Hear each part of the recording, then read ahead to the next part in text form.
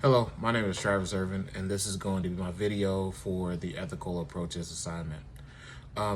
With the help of my friend Jamie, we created this dilemma, which is based off of the idea of a linguist receiving linguistic pay for a position they may or may not actually be using their linguistic abilities to actually do their day-to-day functions. My friend Jamie is a linguist for the Department of Defense, so this was actually a dilemma built upon several situations we've seen over the years where people are getting language pay and then they get moved to different positions, but they aren't actually using the language pay. They aren't actually using the language for their job functions, or they are, and nobody actually knows about it. So the approaches that we actually utilize were the rules are the rules approach, the conceptual approach, and the Kantian approach. And with all three of these, we realized different things about these approaches to the solution as to who gets to decide if this employee is going to receive pay, which is a different issue in itself. But how decision makers would actually view this problem and try to find a solution.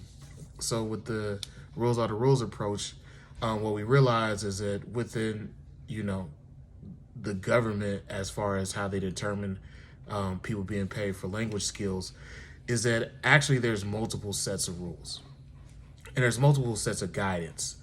And even though that there's authorities who decide who's going to be able to get this pay and what they have to do it, what we realize over the years is that at multiple levels, they have different things to say about this, which is problematic. And those issues can actually be void of bias and still be very problematic. And sometimes they may actually be very biased within themselves because it depends on who's actually deciding. They may or may not feel this person deserves language pay. As far as a conceptual approach, we looked at this from the aspect that somebody may be trying to find a solution based off their experience in the past, which is very useful and it seems like a very caring approach.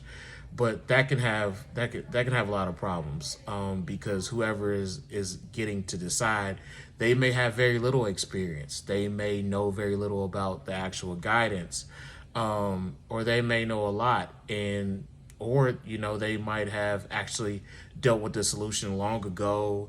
They may not remember everything that happened, and there's multiple things that come into that approach that's based off the human factor, that people, they can just make bad decisions.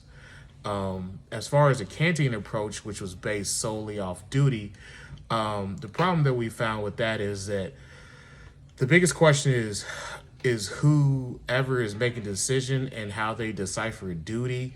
Their duty may solely be based, well, may not solely be based. I mean, their duty can be based off a lot of different things. Their duty could be based off of duty to themselves. Their duty could be based off of duty to saving money or duty to following one set of rules and may not know the other sets of rules. And people's duty is motivated by different things. So we looked at all these approaches and we figured out that there is no set way to try to figure these things out. And the best way to figure these things out would be to have a multifaceted approach.